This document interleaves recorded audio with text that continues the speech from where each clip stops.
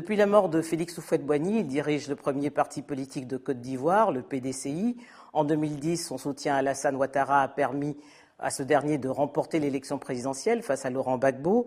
Ces derniers mois, les législatives, les municipales, puis les régionales ont démontré que l'alliance des Oufouettistes était à bout de souffle. En prévision de la présidentielle de 2015, des clarifications sont attendues. Elles auront certainement lieu au moment du congrès du PDCI qui se tiendra au mois d'octobre. Mais avant cela, Henri Konan-Bédier, revenons sur l'actualité récente. Le prix Félix Houphouët-Boigny pour la paix, dont vous êtes le légataire, a été remis le 5 juin dernier au président François Hollande. Est-ce que c'est un choix qu'aurait approuvé Félix Houphouët-Boigny? Le prix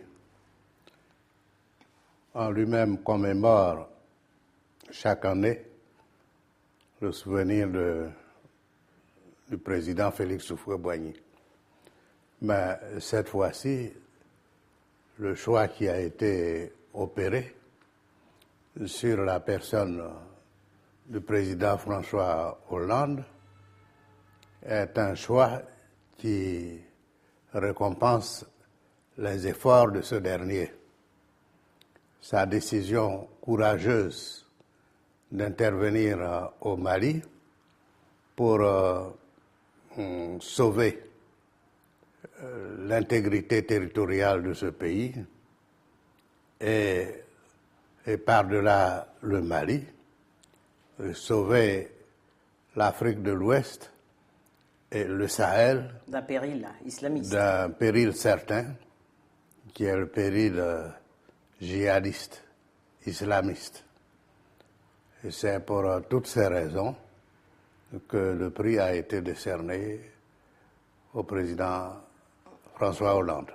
Alors, l'armée tchadienne a joué un rôle déterminant au moment de cette intervention au Mali. Curieusement, au moment en prenant la parole, aucun des intervenants, le 5 juin, n'a pensé à remercier le président Idriss Déby. Est-ce un oubli ou un acte délibéré? Je crois que les remerciements étaient implicites. Ils étaient plutôt collectifs, puisque je me souviens moi-même dans mon allocution, j'ai parlé de tous les chefs d'État de la sous-région qui avaient concouru au succès des efforts de la France. Oui, mais est-ce que vous comprenez que le président Idriss Déby se soit un peu vexé de n'avoir pas été cité nommément? Au cas où il serait vexé, je le comprendrais. Mais il n'a pas témoigné, il n'a pas manifesté un tel sentiment. Alors, depuis plusieurs mois dans les rangs du PDCI, Monsieur le Président, on sent la grogne monter. Plusieurs des militants s'interrogent sur l'opportunité de maintenir le rassemblement des Oufouettistes. Au vu de ce qui s'est passé aux législatives, aux municipales et aux régionales, est-ce que cette alliance a encore des raisons d'exister? L'alliance doit exister et nous faisons tout ce que nous pouvons pour le renforcer, parce que l'alliance des Oufouettistes s'est révélée d'une très grande utilité. Cette alliance nous a permis de mettre fin à la dictature de Laurent Gbagbo.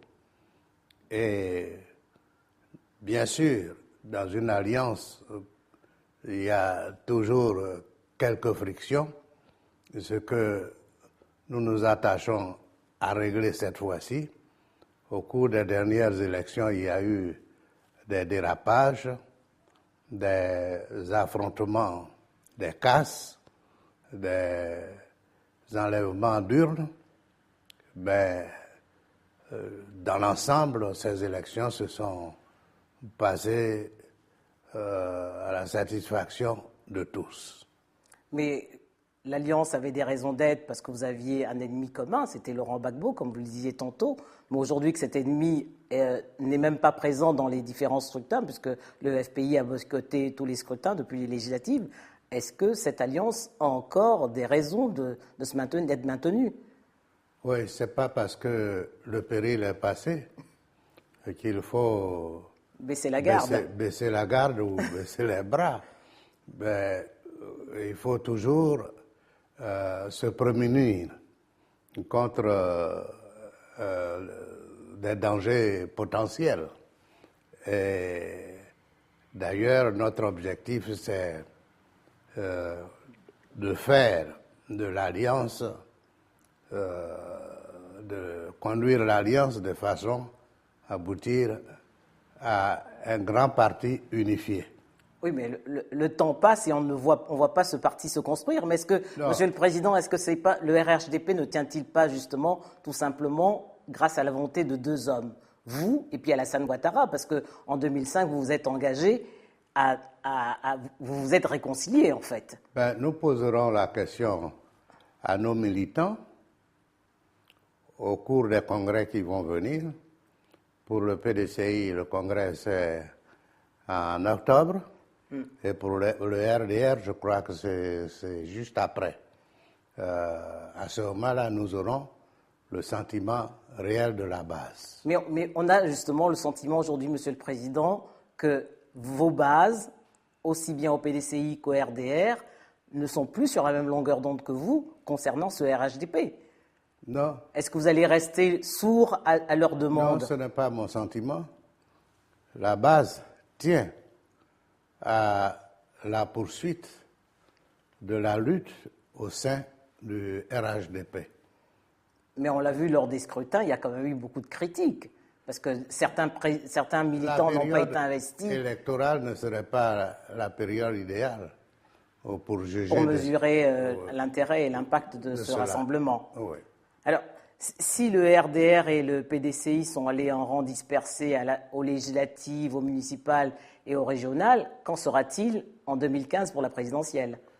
Eh bien, c'est ce que nous verrons après la tenue du Congrès. En ce qui concerne le PDCI, c'est le Congrès qui décidera soit de présenter un candidat contre Alassane Ouattara, soit de le soutenir encore une fois, comme nous l'avons fait en 2010.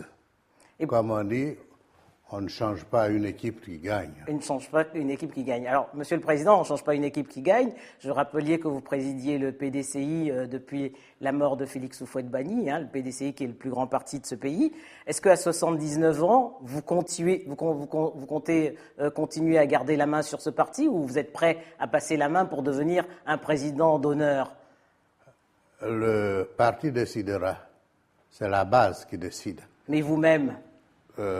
Moi-même, à 79 ans, je peux ou mettre fin à mes activités ou continuer tant que forces physiques et intellectuelles me permettent de le faire. Mais est-ce que vous en avez encore envie aujourd'hui?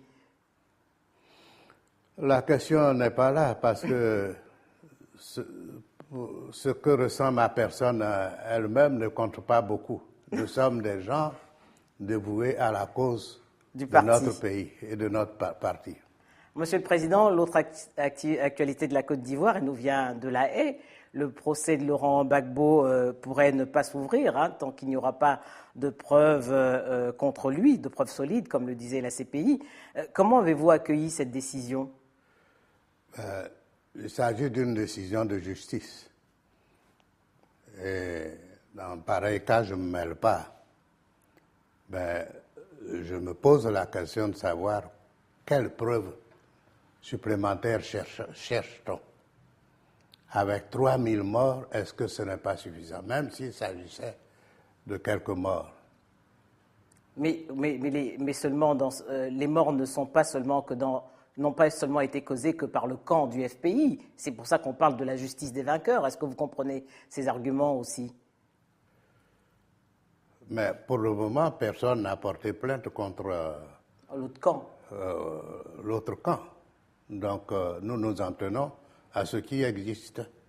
Alors, si des éléments nouveaux ne sont pas apportés au dossier de Laurent Gbagbo, il pourrait bénéficier d'une liberté conditionnelle. Comment vous interprétez cette éventualité?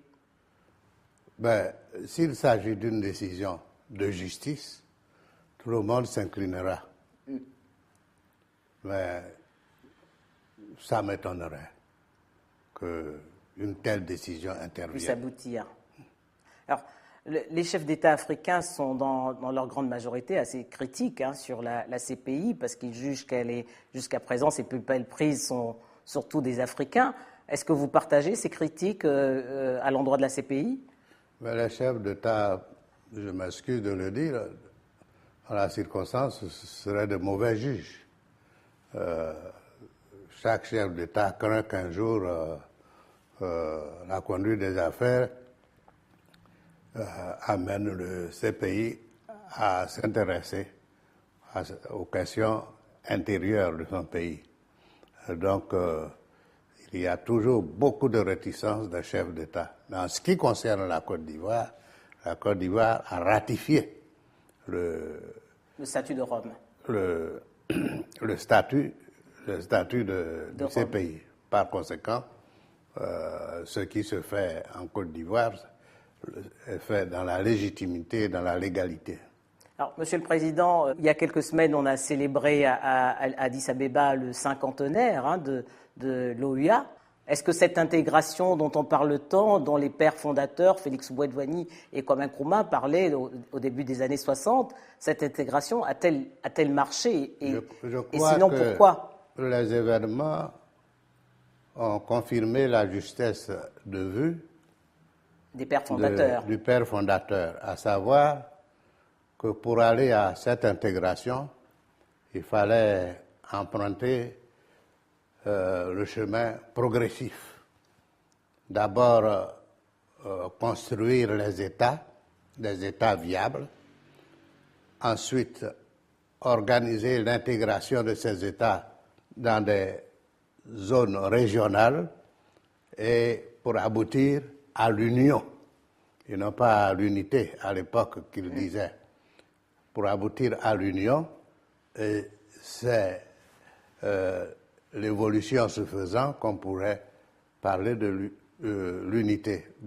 Les événements ont donné raison. Actuellement, on est à la consolidation des unions régionales et même au sommet, l'on ne parle plus de l'unité africaine, on parle de l'union africaine. Mais vous y croyez, vous, à ces États-Unis d'Afrique? Dans le long terme, bien sûr. Mais dans le long terme, moi, je ne serai pas là. Peut-être moi non plus. Mais elle est essentielle pour l'avenir du continent. Essentielle, pas nécessairement. Parce que l'heure est au regroupement partout aujourd'hui. Oui, mais les regroupements, quand même, il faut savoir les dimensionner. Monsieur le Président, je vous remercie. Merci.